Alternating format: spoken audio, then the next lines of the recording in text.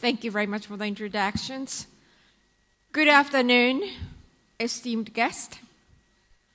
I'm honored to speak at this event on the occasion of the Islamic Development Bank's annual meeting. As ICIEC celebrates its 22nd anniversary, its slightly older sister, MIGA, marks its 28th years of existence. And both of our entities, these are very interesting times. ICIEC, like MIGA, is part of what are known as multilateral development banks. Our mandate at the end of the day is to improve people's lives and reduce poverty.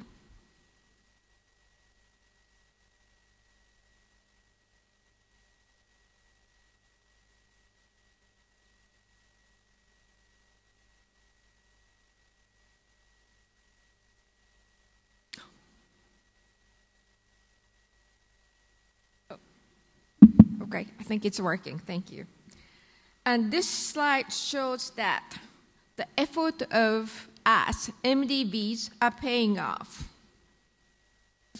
From nearly 2 billion people, or 30% of the populations living below the poverty line in 1990. Estimates place people on the poverty threshold at a little over 700 million as of 2015. While this is good news, there is still much more work to be done. We cannot be compliant, nor can we assume that trend cannot be reversed. Thank you. For as long as there are 700 million people living below $1.90 a day, we have a lot of work to do.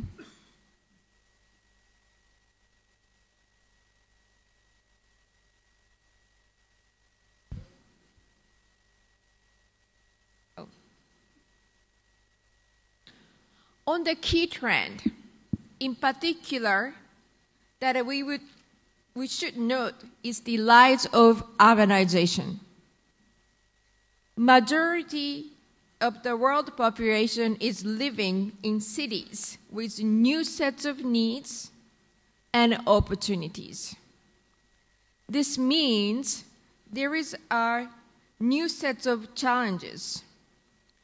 Such demographic transitions impact social and economic structures. Rapid growth in populations within cities requires investment in infrastructure such as mass transportations and housing.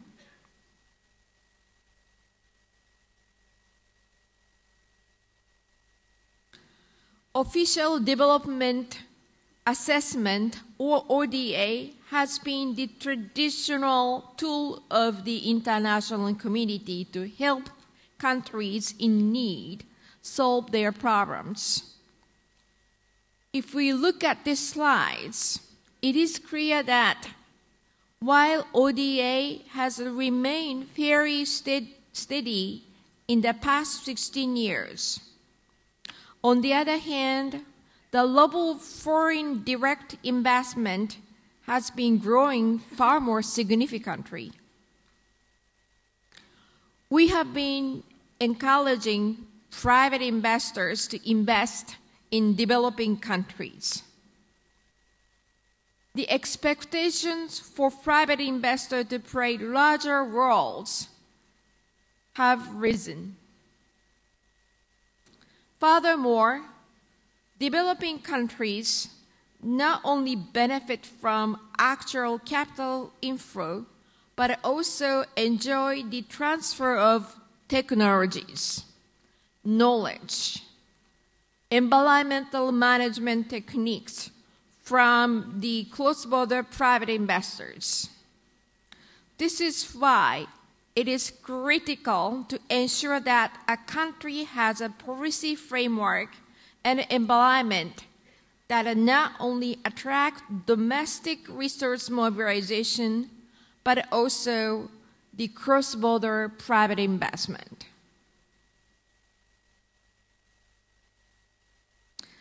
Unfortunately, while the FDI has indeed grown dramatically since the early 2000s, the current trend shows a slowdown in FDI growth. Projections in 2013 were quite bullish, of forecasting nearly double-digit growth in FDI. More recent forecasts show a different picture, with FDI growth expectations slowing to 1 to 3% per year.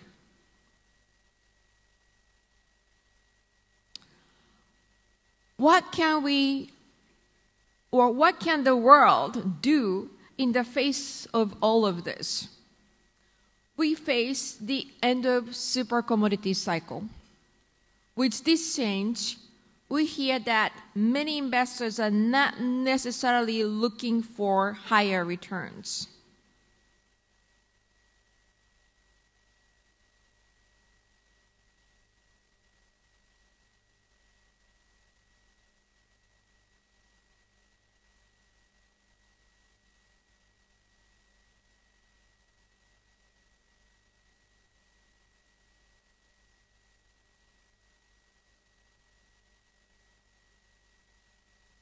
Excuse me, can you move to the next chart?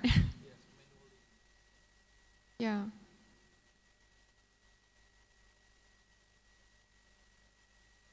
Yeah, maybe. So. Okay. Well, used to be private investors. Some private investors are seeking higher returns. But I have to say, many private investors these days seek to reduce their risk of loss of failure, or simply put, de-risk.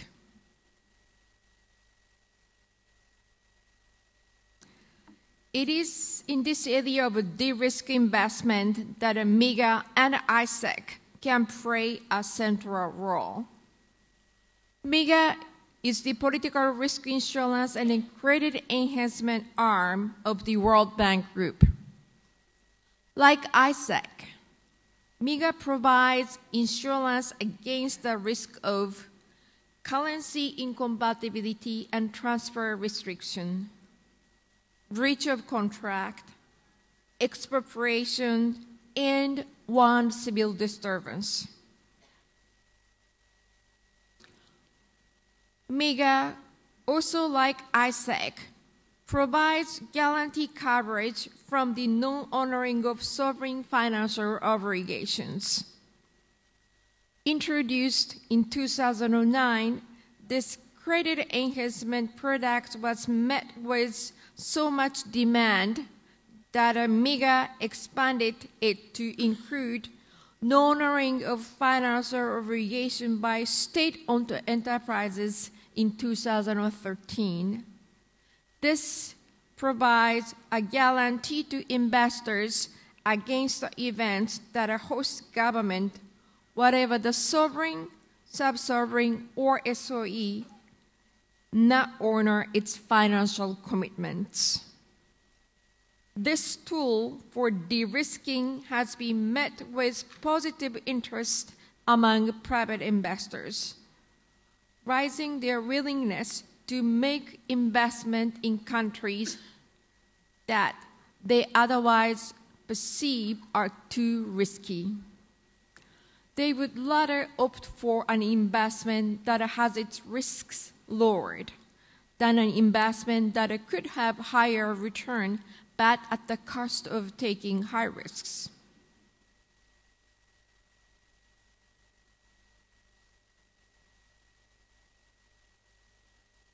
Can you go to the next slide? I would like to show you an example of the deal that we issued, which followed our Islamic financing structure or following the Sharia compliant. As you can see, MIGA covered a mulabaha structure which has no actual interest components in compliance with Islamic law. In this deal, MIGA guarantees backed by a mulabaha financing facility provided by Deutsche Bank and Saudi British Bank. This MIGA-backed Islamic financing facilities formed part of US $1.2 billion package that was put together to enable Access Indonesia to expand in order to improve the coverage and quality of its GSM and 3G mobile telephone networks. The investment MIGA covered was dual currency, US dollar and Saudi Riyal mulabaha financing facility of US $450 million to PT Naturindo Telephone Cellular, NTS, in the Republic of Indonesia. The developmental value of this project was that the expansions would enable access to target lower income segments of the market, as well as reach remote islands of archipelago where telecom access is considered a particular challenge. This project, as in all of MIGA's guarantees, are supported because the goal is to improve people's lives. So to step back, over the last 9 months, where we issued $17 billion in guarantee, MIGA catalyzed almost $56 billion in private investment into developing countries. Almost 87,000 jobs has been created, and about $2.6 billion in tax and fees have been generated. As you can see, we are very proud of what we have achieved, and yet our eyes remain fully focused on the work that still needs to be done. There are big challenges, and we all need to work together to overcome them. We understand that ICIEC provides investment insurance as well as export credit insurance. ICIEC is supporting many member countries, including but not limited to Bangladesh, Cote d'Ivoire, Ethiopia, Lebanon, Kazakhstan, Pakistan, Senegal, Turkey. I'm probably not going to say more, but I have to say Indonesia. We are very pleased to hear ICIEC's effort to contribute to the innovative use of political risk insurance and credit enhancement products, such as the new insurance products for SCOOC. MIGA is well aware of the importance and potential of Islamic finance and specifically SCOOC to facilitate the flow of investment and project finance to ICIEC and MIGA member countries. We are a close development partner to ICIEC and stand ready to work together with ICIEC to develop and implement this product with success. MIGA has had a very successful partnership with ICIEC, and we will accomplish even more as CEO Mr. Kaisi and I enjoy direct lines of communications.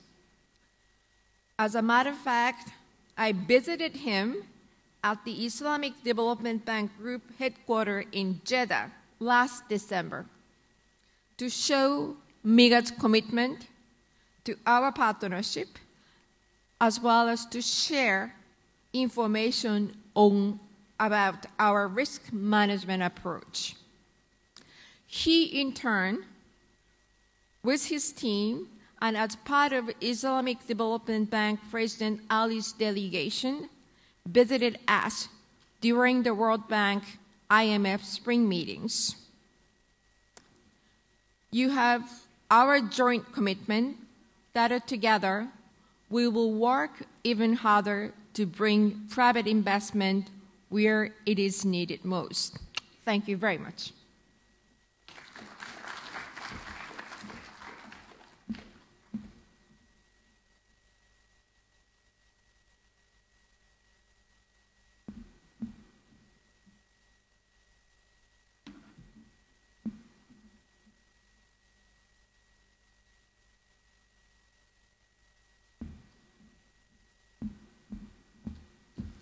Thank you very much, Ms. Keiko Honda. And we're moving on to our next panel session entitled Export Credit Insurance, Issues and Solutions. How can ICIEC best contribute to the development of its member countries in Asia? So therefore, we would like to welcome, acting as a moderator on this session, is Mr. Srinath Kesavan, Trade Risk Consultant from Singapore. And also joining Mr. Kesavan on stage are Bapak Zafril Amir, Managing Director PT ACA. ACA atau AC apa? Mohon maaf kalau saya salah sebut ya. Former AC CEO Jakarta. And also Bapak Anas Bahven, Managing Director PT PAC International Jakarta. Mohon dikoreksi Pak kalau saya salah baca. Kemudian we would like to welcome Mr. Hairil M. Tamil, Chief Business Officer Exim Malaysia Kuala Lumpur. And Mr. Mark Wong, Managing Director JLT Credit and Political Risk Singapore. And also we would like to welcome Bapak Heri Hikamanto, Director of Syariah, Bank Danamon, former Chairman of ICC Indonesian Banking Commission Jakarta. And last but not least, Bapak Badru Zaman, Director at ASEI Jakarta. Yes, sir.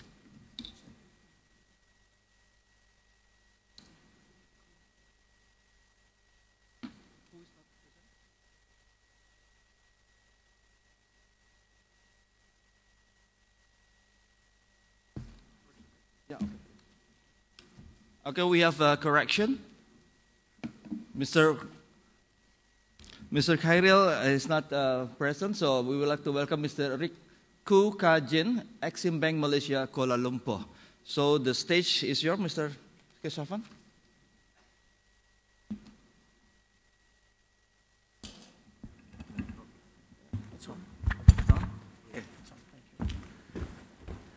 Assalamu alaikum.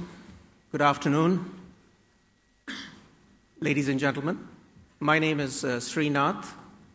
I'm from Trade Risk Consulting in Singapore. It's a firm engaged in training, consulting, and advisory research in matters connected with trade finance. I shall be acting as the moderator for this panel. We have a stellar collection of professionals from the trade credit insurance business, as well as from banking and industry. The plan is that we'll have each one of the participants introduce themselves briefly. Following that, I shall just give you a brief backgrounder on trade credit insurance. We will be focusing more on the short-term trade part of trade credit insurance. And following that brief backgrounder again, we'll launch into a few key questions that we've lined up for you. I'd like to pass on to Pa Zafril. Assalamualaikum warahmatullahi wabarakatuh. My name is Zafril Rasif Amir. I was a little bit of my background. I was originally worked for Ministry of Finance for over 22 years.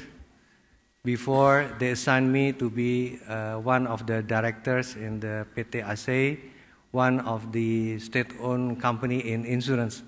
Later on, I was appointed as the president director of PT ICIEC for over seven years. And now I'm working with PT Asia, Central Asia, and also I take up several positions, and as well as I run my own business. Thank you.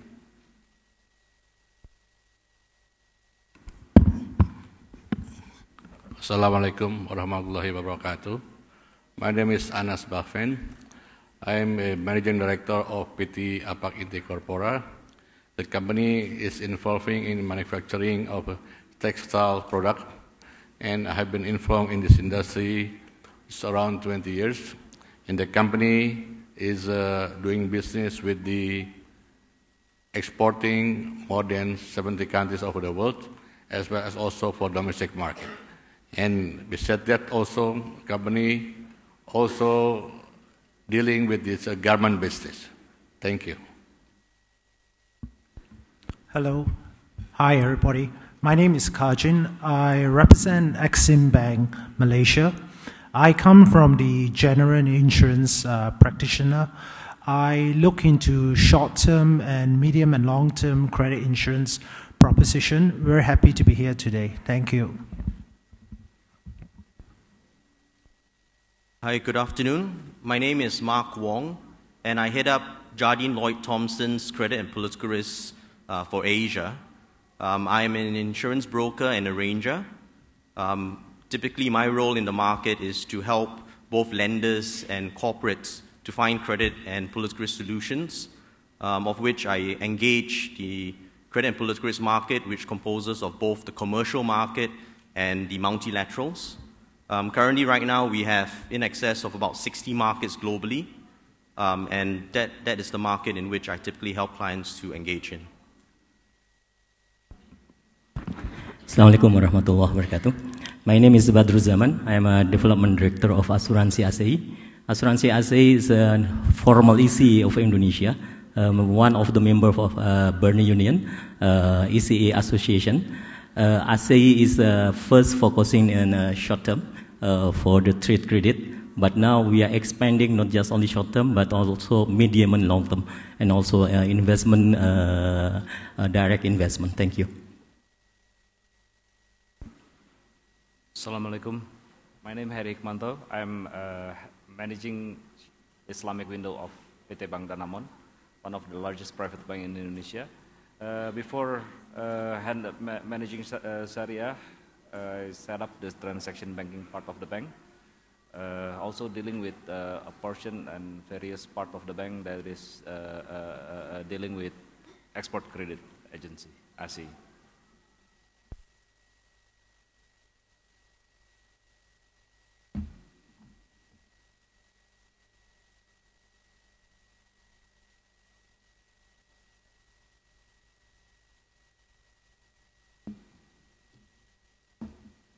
Ladies and gentlemen, this is the brief backgrounder on trade credit insurance.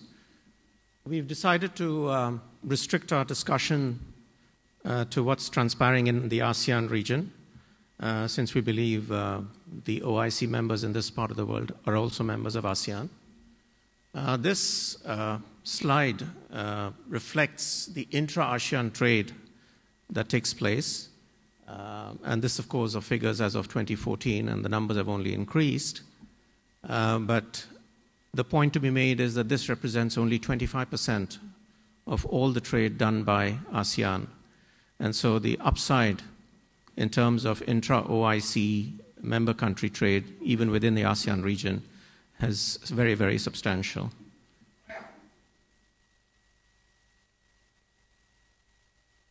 Does this work? I go to the next slide, please. Next slide.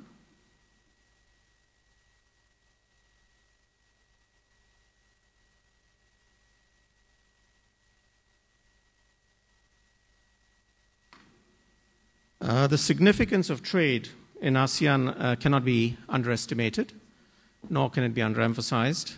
As you can see, It's a very substantial portion of the corporate presence in the ASEAN region, where between 88.8% to 99.9% of total establishments are what we refer to as micro, small, and medium enterprises. Between 51 to 97% of the population, the employment is through the same MSME category of companies, and this category of companies provides up to 30% of exports from the region. So what are the key issues that I guess you're all familiar with in matters connected with trade, and what's troubling trade? Post the 2008 crisis, banks have become generally risk averse, and they're substantially preoccupied with the regulatory and compliance issues that they have to abide by. And as a result of that, there has been, in certain situations, shall we say, a lesser emphasis on trade finance. By virtue of the issues that cropped up by virtue of the global financial crisis, Asia was not insulated from what transpired, and there has been a somewhat uneven deterioration in credit quality of borrowers as well. We've always had a problem with credit information in terms of having up-to-date and comprehensive information on a widespread number of clients, and this, to an extent, is a hurdle to be crossed, and I'm sure my colleagues on the panel will address this as well, in terms of how it becomes more feasible to be able to provide trade credit insurance for the vast multitude of businesses in the ASEAN region. We're all familiar with the depression in growth in the markets, the major markets that ASEAN trades with. And as is the case with all developing parts of the world, we need to be investing more on infrastructure to facilitate trade. So we're talking about logistical solutions, we're talking about customs infrastructure, we're talking about banking and insurance and legal facilities. So there are many components that would facilitate the growth of trade, and I'm sure this is occupying the minds of all the people present at this meeting. Very briefly, while my colleagues will talk to you in greater detail about what is trade credit insurance, but very briefly, it is a mechanism by which a seller's receivables can be protected from default by virtue of the buyer's bankruptcy or protracted default by the buyer.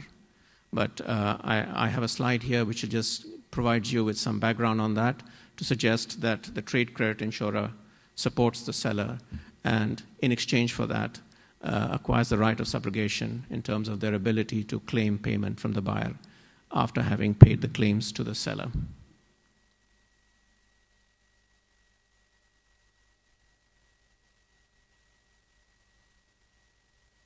I drew this slide from one of the major trade credit insurers, Euler Hermes, and as you can see, there's a very broad base of information, broad and detailed pieces of information that trade creditor insurance have to put together in order to be able to create the underwriting database and for them to be able to making risk decisions.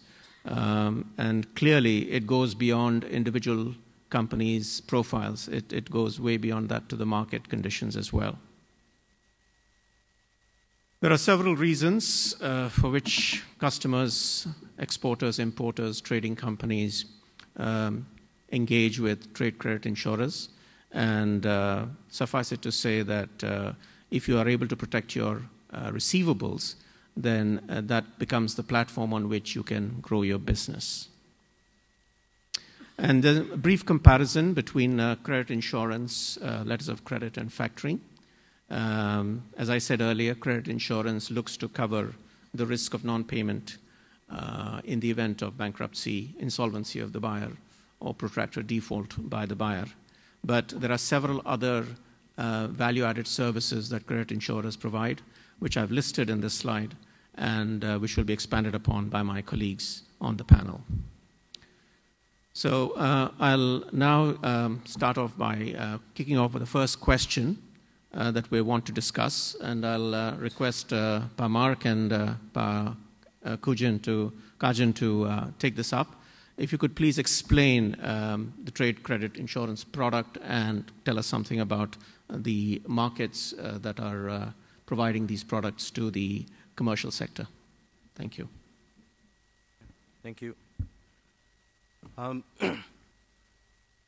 For the trade credit product, I mean, essentially, I think Sri actually provided some background on it. From a coverage perspective, it covers the non-payment of any trade debt. So the market, from a product perspective, is broken up into two parts. We have a short-term part of the product, which essentially covers amounts owing up to 360 days or 1 year. Then you have a medium to long-term part of the market, where we call MLT, where we are looking at tenors mainly more for projects and structured finance, where we are looking at tenors in excess of 1 year, and it can go up to 10 years or maybe even in some instances 15 years. The market is covered by both private markets and public markets. When I use the term private markets, we are talking about commercial private insurers of the like of Euler Hermes mentioned earlier, AIG, ACE, Zurich.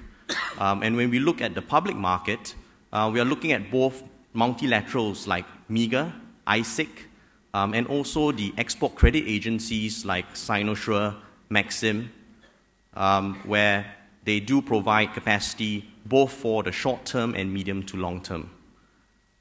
For a product perspective, coverage typically provided by these entities, they do provide coverage up to 90%, and of course in some instances 95%. So what it means is that if you have an amount outstanding which is $100 million or $10 million, the entity would be providing coverage between 90 to 95% of that, which is 9.5 million.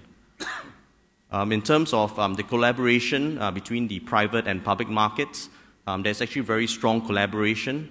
In fact, for like entities like Malaysian Exim, we do see a lot of collaboration where they actually would fund transactions and actually use the private market to actually distribute some of the credit risks and share with the private commercial market. So going forward, we do see a lot of collaboration between the private and public markets. Thanks, Mark. I think in terms of the public markets, it is really interesting to see the diversity, how it is complementary to the private markets, like what Mark has mentioned, the likes of Uleme, so Kofas. For instance, Maxim Malaysia has always been very pro-export-oriented business. There may be certain instances that the private market may not be going to certain non-traditional countries. I think Maxim Malaysia has always been there to support Malaysian exporters. In terms of collaboration with ICIEC, we are very much in a relationship with them. In fact, I believe that we have something like 12 to 13 years of working relationship with them. And very rightfully, like what Mark said, we have actually collaborated them with some several cases. The thing with collaboration with ICIEC in terms of capacity building, in terms of limits building, I think that's where the ECA comes in. Interestingly enough, we have been actively promoting the THIQAH proposition as well in terms of the short-term credit insurance and the long-term credit insurance. Maxim Bank is in a very unique situation whereby we have two profit centers, the banking proposition and the insurance proposition, whereby if a Islamic finance deal is given, a THIQAH proposition will automatically be in place. So I think that there is a lot of collaboration that the ECAs like Exim Bank Malaysia has been giving. Not only that, I think that Maxim Bank Malaysia has been aggressively selling their branding as well in respect of the local Malaysian market, and We have actually been as far as places to do exposure support to the likes of Indonesia and India. So I think that has, and we will be doing a lot of active participation in that sense. Thank you. Thank you, gentlemen. Pak Ajin, would you be able to mention what are the key differences between the THIQAH full version and the version of trade credit insurance that is available from other markets? Sure, absolutely. I think we have a term in Exim Bank where it's the Wakala contribution versus the risk contribution. We do something like 35% and 65%, whereby the Wakala contribution is done through the Treasury.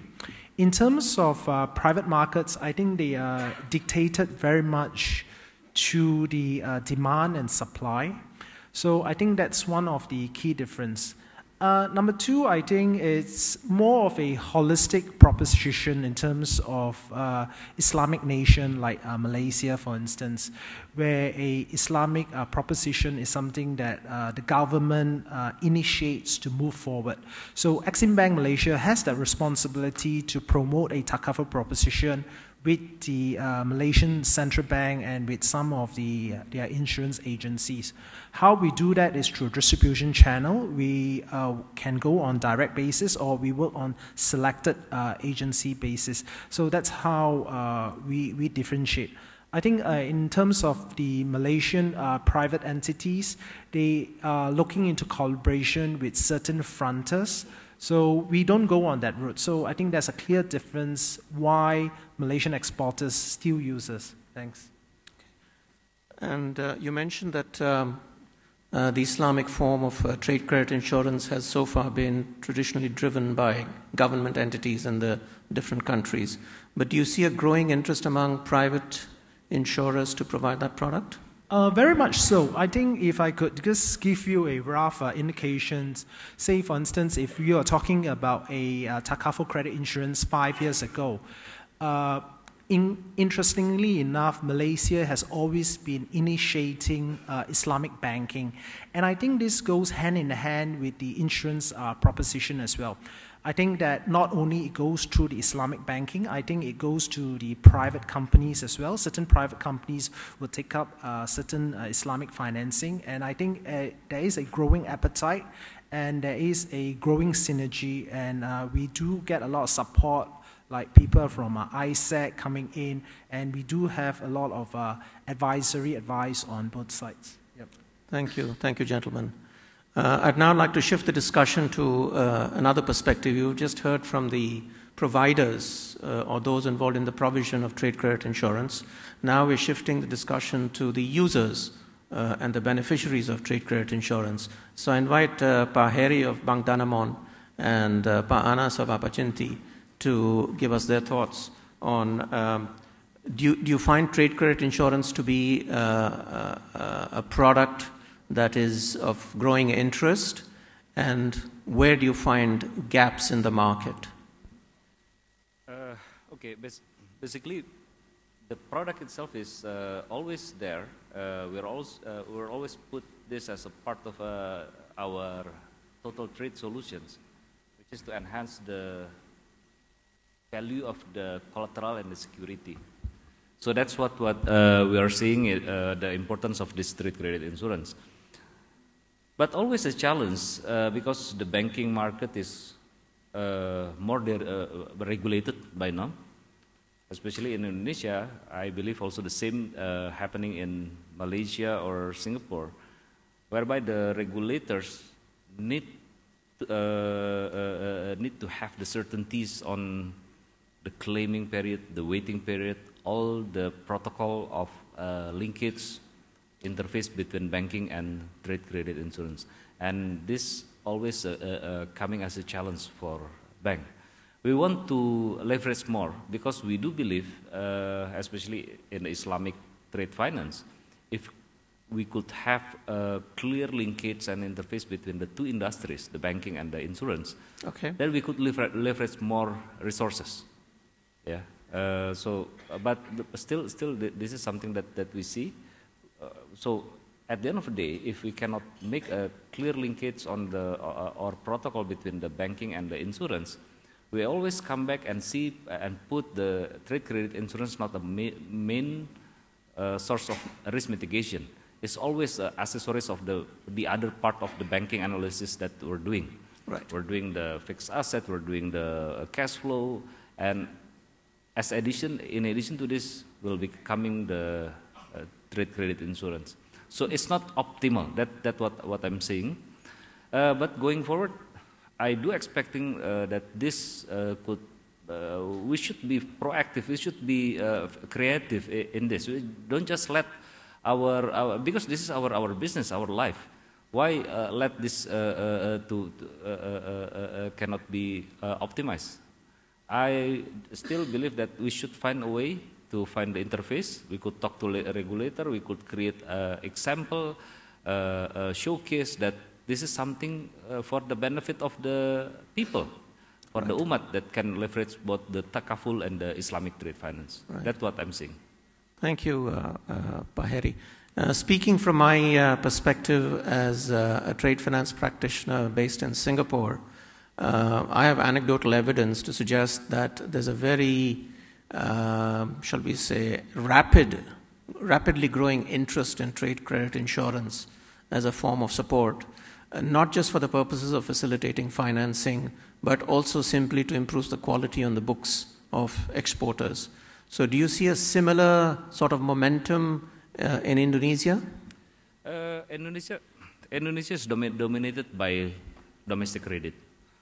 Our export to GDP is less than 10%, 21 now. Yeah, but it's not something that is a big target to our Islamic trade finance. Our Islamic trade finance mostly for the importation and the local domestic trade, but still there are still a possibility and opportunities for entering into this, and at least in the last 2 years, with the slowing down of the market, what we're seeing that the plenty of additional of main risk mitigation that available in the market, ranging from fixed asset and fairly liquid asset that can be used as the tool to enhance or to mitigate the risk.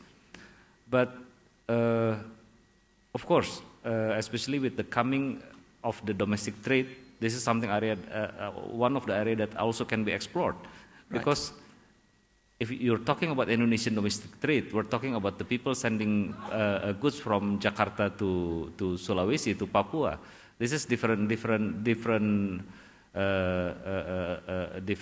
perspective of the trade credit. I don't think that I also follow the panel this morning. They're talking about sending and getting fishing to the seas. Are we interested in exploring this kind of trade credit? This is something area that micro, agribusiness, commodity supplies, a lot of opportunities for the domestic trade.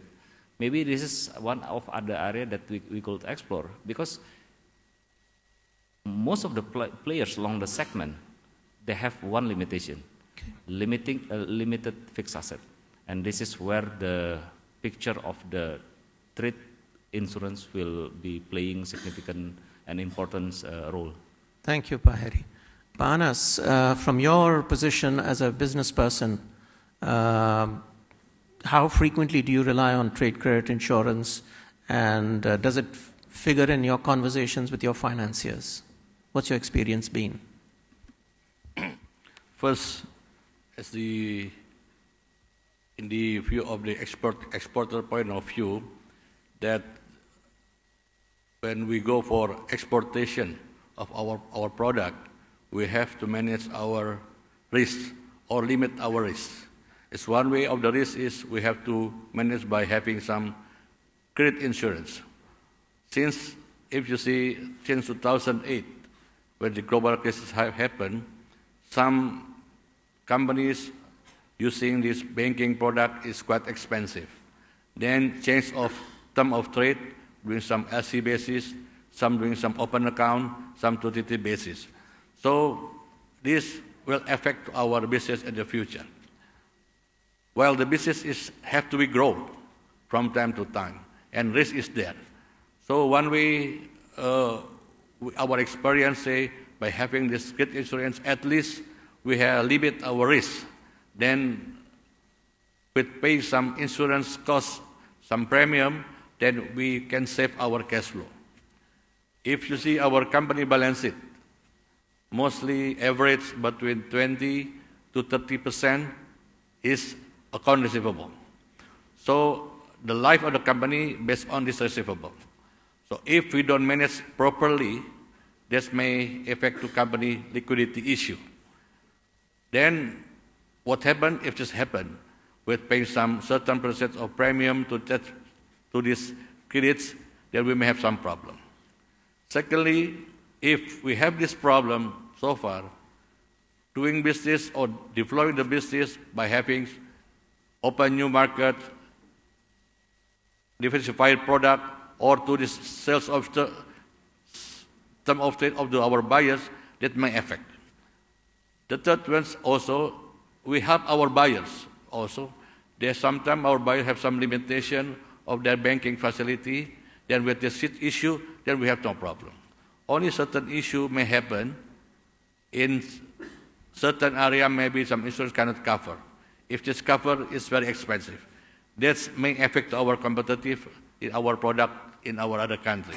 You know, say in export business, it's very competitive business. So once you can say different certain, even minor change or minus difference pricing, it may affect, you cannot win in the market. So that's why I think this will help for us also as an exporter in developing new market and secure our receivable and increase our volume in the business. And at the end, increase our profitability. This is our experience. Thank you, Anas. From your words, I see that you recognize the utility and the critical nature of trade credit insurance as part of your risk management makeup. That's the one part that I picked up from what you just said.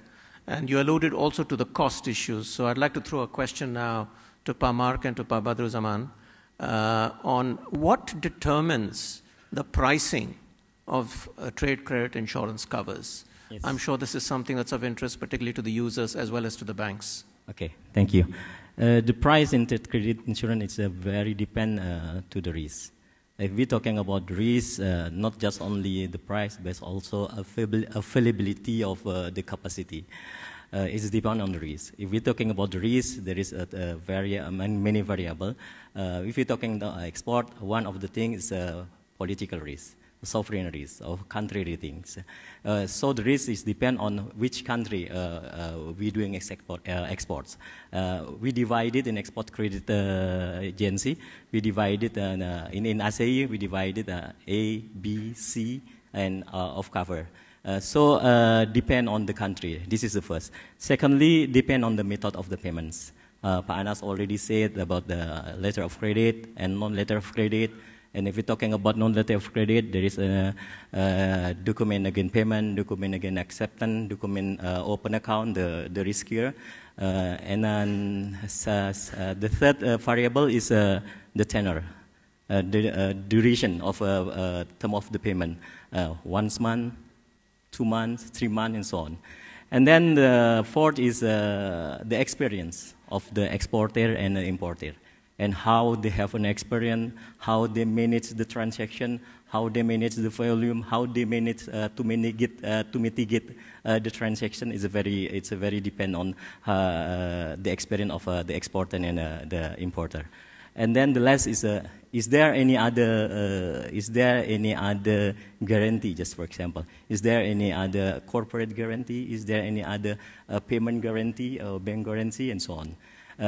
But I still believe that if we can manage the transaction, if we can manage mitigate the risk, the price it can be managed better. It's not too high. And we can doing stepping. So although supposed to be we will export to the higher risk country with the term of payment that is a high also. But if we're doing stepping, I think the insurance will receive the condition, but with the stepping stone with the stepping stone risk. This is the first. Secondly, based on that, we determine the risk, and determine the price, and then we also can receive the capacity. We can collecting capacity. ICIEC, maybe compared to other ECA, is not a big company. My word is not a big company. In a direct word, is small company. But we can collecting big or huge amount for the capacity. If we can manage the risk, How about the price itself? We're doing short term, and short term there is domestic credit and also foreign for the export. For the domestic credit in between 0.2 until 0.8, for the export in between 0.2 until 2%. For the medium long term in between 1.5 a years. Thank you. Right. Thank you, Pak Badruzaman. Pak Mark, I guess Badruzaman has sort of covered hit all the points on what drives pricing. But I'd like to sort of slightly recraft the question here for you. In your capacity as a broker, you are presenting your commercial client's proposition to the insurer. So do you often experience resistance on the part of your clients to accept the type of pricing that the insurers are seeking to levy? And how do you resolve these sort of gaps that might exist between your client and the insurer? Well, being a arranger and broker in the market, I think, representing the client in his mind will probably know what pricing he needs to actually get the deal through. So usually, as a broker, we see ourselves presenting our clients' risk to the market. The underwriters may not like this, but we're not price takers. We don't take whatever price because within the underwriter's model they may churn out a certain pricing. I think what we want to do is that we want to actually sell the risks of our client into the market. And when I say that, it means that, for example, if I'm representing a Malaysian client to actually perhaps look at an investment in Turkey, his risk profile is probably very different from maybe an American investor going into Turkey. And I think these are things in which we need to actually highlight to underwriters and, of course, approach the right market where we can highlight the key points of our client's trade or investment. That is very important. Also, you could have a difficult country, a difficult industry, but I always believe that there is always a good risk in a difficult industry and country. And it's about actually looking at it and taking one additional look and basically negotiate a strategy with your client or my client to then approach the market in which we can then sell the risk to the market. Just to give you some background, last year we actually brought the first risk into the political risk market for Myanmar. And Myanmar, a lot of underwriters will say, no way, no how, it's too difficult, too new. But it was actually a transaction in which we closed the first project finance deal in Myanmar, and that was considered a first. And it was actually just positioning the investor and positioning the lending into the market to actually access the market in which probably would say that, I'm getting there in terms of my ideas about the market, but we push them across the line to actually come and commit to actually provide the capacity and, of course, the right pricing to get the deal across. Other markets, if you're talking about ASEAN, would be maybe Laos, in which, very frontier market, things in which, underwriters might find it very difficult. But if there's probably the right deal in the market, it can be done. And it has been done in the market also. So just, some ideas of how do we then bring a risk into the market which may be considered very frontier. Thank you, Pak Mark. Pak Heri, it might be opportune at this point perhaps to illustrate through an example perhaps of how you've used the Islamic form of trade credit insurance in the course of a client proposition. And I'd also request Pak Zafril, if you have any thoughts on that, to perhaps add to what Pak Heri might want to suggest. in the morning, I share our experience in starting one of the structures. So structure is not complex compared with the conventional structure that we're normally doing in conventional. But since this is pretty new to the management, to the client, and also to the risk, they are seeing that they need to see the enhancement, and the enhancement coming in the form of insurance. But when we are needed, when we're looking for this, seems that the support of this Islamic trade credit insurance, takaful, is still very limited. The amount is not big. The one is about, at the time, is about 300 billion, which is around $20 million. But it's compared with the conventional insurance is still much easier to get it. So I think we do really want to grow the Islamic trade finance, and from time to time we're always saying that the insurance is part of the solutions that can be leveraged for using for making a better total solutions to total offering to the customer. But at a time it's a bit difficult. Maybe the challenge the commodity is cattle imported, because Indonesia imported cattle a lot from Australia. So from time to time we're looking for this. Is not opportunistic. This is a regular transaction. But looks like that the coverage for this kind of things is still limited, especially for the takaful one. Thank you. Yeah, any thoughts? maybe, sorry, if we're talking about the price, it will be interesting. If we're talking just only protections, our client maybe feel high. Maybe Pak Anas, if we offer to Pak Anas, we can protect you, but just only talking about protection, maybe not interesting. But if we combine to the finance, it will be a difference. So if the client feel that the pricing is high, but we can supporting, we can supply, we can offer with financing, it will be a different condition. Right. Because in Indonesia, it's a very specific market. Exporter maybe can coming to the bank or to insurance, but they can coming also to their client, to their partner, to their friends. By they coming to their friends, is a very high. So if we can supply and we can offer the financings, will be very different and will be very interesting. Maybe the pricing will be second or third variables. Yeah. Thank you. Thank you. Pak Zafril. I do agree that trade credit insurance is one of the solutions for banks and for exporters. But I still see a gap in expectation between bank and exporter in one side, and then insurer from the other side, especially when we see from the point of view of the claim settlement. Of course, they are demanding of the claims to be settled as quick as possible.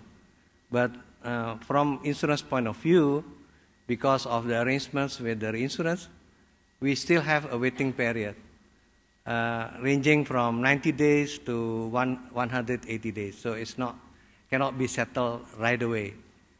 Secondly, of course, in the coverage. If exporters usually like to take the insurance cover for a special buyer or a certain buyer or a certain country of export,